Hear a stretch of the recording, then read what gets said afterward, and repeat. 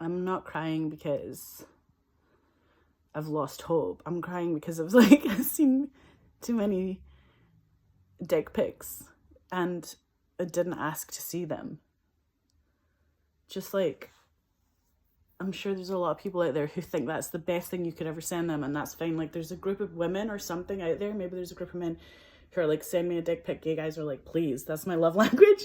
I'm sure there's people who it's like their thing, and that's fine. I literally love the fact that we're in a world where people have diverse wants and needs. But just in case the lady that you're messaging doesn't want to see that as like the first thing you ever do or say to her, like, it's in the first moments of a relationship, like, you don't want to like just send that to everyone. It feels like so cheap, and it feels like you're like a weak man. Like, I want like a strong man who's gonna be like, hi, I'm strong.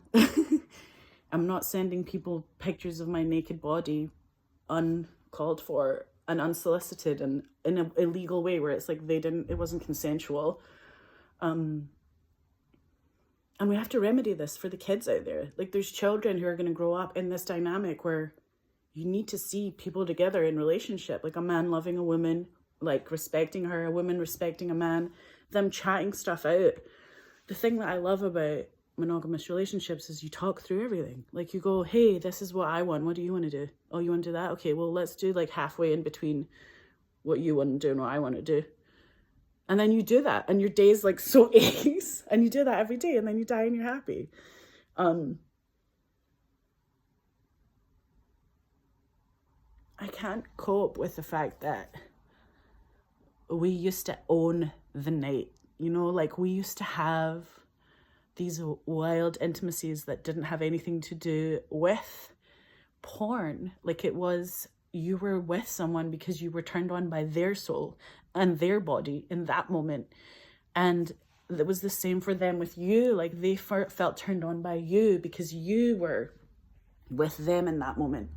And you got to be with each other. You got to share your vulnerability. You got to share your strengths. You got to share what it means to be a human being in this radical way. Like, what is a radicalized wild woman and what is a radicalized wild man in that moment, that particular night? That's so beautiful to me, that we can lay down each other's souls that way. Like, we can shake each other's lives up. And I wish for 5 minutes there were dudes out there that knew what the fuck I'm talking about.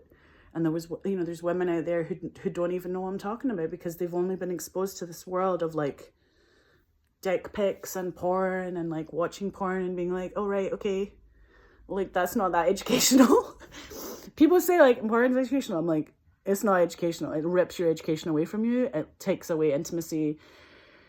It's like destructive to the whole society, and it like doesn't teach anyone anything about anything. Like, if you want to know how to be a good lover, that's not what it is. Step one is you just talk to the person you're with and see what they want to do. First of all, you have to talk to them, you know. You can't just like pretend that they don't exist and that you can treat them all the same, or you can like strangle them all or something, like some insane psychopathic journey that nobody wants to go on, you know what I mean? It just really feels like we need to bring some of that respect back and bring some of the joy back and bring some of the one-on-one back, because that one-on-one was divine. Being able to show up for another person and say, yeah, I'm here for you. Like, I believe in us. It's such a sad thing to like be a wife and not really have a husband, when everything else in life is working so beautifully. And I can't complain. It's like champagne problems, even though I don't drink alcohol. It's champagne problems to be like, oh my God, I don't have a husband and I wish I had a husband. But like, it's true. I'm a wife. Like, I'm a wifey for lifey. And everyone I know, like everyone who knows me, like knows that I'm like marriage material. Everything I'm made of, it's like, this whole marriage material. And like, I'm sure there's some dude out there who's making his sweet fucking ass, taking his sweet ass time by. He's on his way.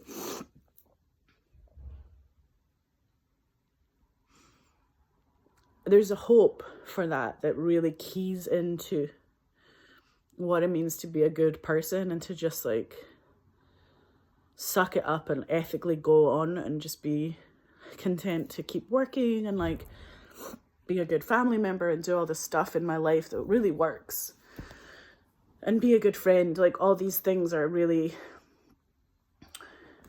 rewarding for me.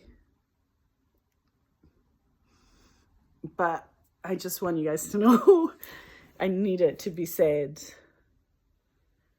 that there's a lot of people out there that are just women, men, or they're like, it's like I'm a one-man woman, you know. If I'm anything, that's what I am first. And it's been challenging, I'm not gonna lie. I've been like, it's fine, and now I'm like, like crying on the street. Today I started crying on the street, and I've never cried about anything like this ever. But I think it's like so sad. It just was like too many days in a row of exactly the same issue happening, being like, wait, this seems like completely insane. Like for a week to go by of all this crazy bullshit, it just feels actually quite ridiculous.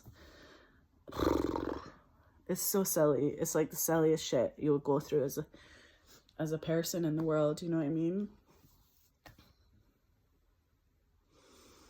I can't even explain how silly it is. And then, oh, the other thing is, someone I know got told that they were gonna have their soulmate drawn for them. So they gave all this money to like get their soulmate drawn for them, and then the person who'd said they were going to draw the soulmate sent them a picture, and the picture was like obviously like a sketch, but the sketch was, when the person googled it, they Google imaged it, and it came up as someone else's art. And it was ridiculous to say that you're going to find your soulmate through a drawing, that someone is going to be hopeful enough to pay for that. Seems really ridiculous, but also that's what happens, is people are like, that's what I want my soulmate, so let me, like, tell me what he looks like.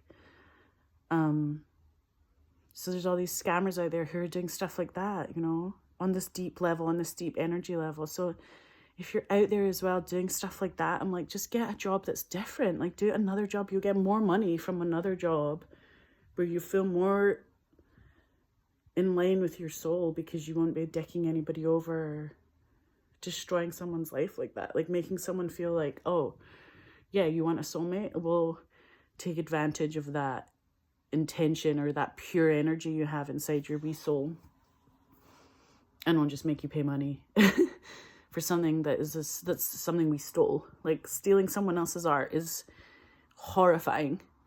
It's not even plagiarism, it's worse. Just theft. Just many things happening on top of one another. And then I was like, oh my God, I'm supposed to fall in love in June or July or whatever. And I'm looking at the dates going, well, it's only May right now, so maybe that's something. Maybe that says something. I just want you guys to know that, like, it's not hard out here for all the wrong reasons, you know. It's like hard out here, I think, for all the right reasons, because when you go through this kind of challenge, this is when you have, your course is still north. Do you know what I mean? Like my granny used to always say, like, you're still heading for the North Star no matter what's happening. Like, just keep going. You know, the older you get, the more relaxed you get about stuff as well. So I think that's what she was kind of meaning to tell me, or what she meant as well. It was like, you're gonna be chilling out about a lot of this stuff the older you get. We all just get more relaxed about everything.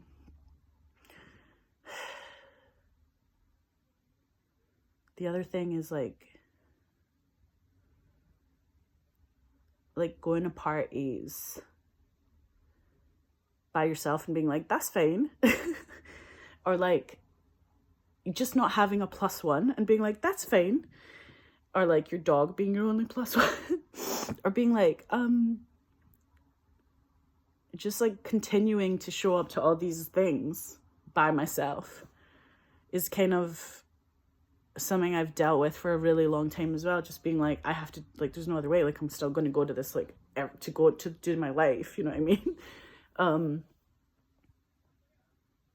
But that thing of, like, there's something about, like, yeah, it's okay to be alone and all that, and, like, there's something about it that's, like, nice to know, you know, I can be happy by myself. That's so empowering. Like, you used to be able to go to the cinema by yourself, you used to go to shops, or you used to go, like, to dinner by yourself. These are all really nice things, but, like, it's better to go to dinner with someone. Like, I'm sorry, it's just better to have a meal with somebody.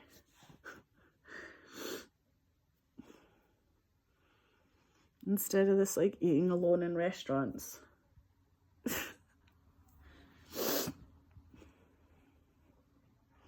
There's something as well about this period of time where everyone is seduced by their phone, even if they're not seduced by, like, the pornographic nature of reality right now on the internet. Even if they're, like, reading some deep book about why people are so soulful, or the history of art or something, or the hero's journey or the heroine's journey, all those things are really key. They could be reading something wonderful, but they're still reading it on their phone. Or they're listening to podcasts for, like, 5 hours, you know what I mean? So, like, somebody that you might be talking to on the street that you might have bumped into and just started chatting to, you don't talk to that guy anymore because he's got his headphones in and he's listening to some amazing podcast that he loves, which is great. But, like, there's, like, this thing where we're losing each other. Even, like, regardless of the porn stuff, we're, like, just the phones are enough for people to be looking at them and only looking down on them, or looking down at them. Like, even on public transport, people are, like, taken up with their own phones, and you just go, like, my God, like, we used to sit there and used to have to chat to, like, people you were on public transport with. You used to have, like, small talk to know what to say or hear what someone was going on about, you know, like, it was always really interesting to chat to people on the street, and that's slowly going away, and we're losing this way of just being with each other where we actually took each other in. And you could say, oh my God, you know, how are you today? Or, my God, like, where'd you get your top? Or you would say something like that just to be like, let's start chatting. And then you'd start being friends with that person, or you'd realize, you know, people in common or something. And it would be so fun. It would be such a fun way to be in the world. And now it's kind of like people are even scared. There's guys out there that are scared to initiate conversations with women on the street because they think women don't want to be talked to. And I'm like, we want to be talked to. We do. We want to be talked to.